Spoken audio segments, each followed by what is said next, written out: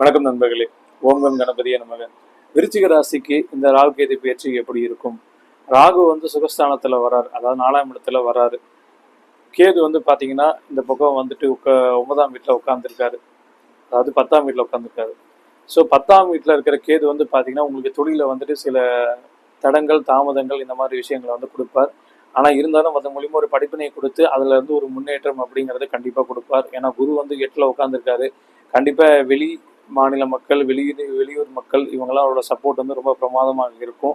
வேற்று மத மொழி பேசும் மக்கள் உங்களுக்கு ஆதரவு கொடுப்பாங்க.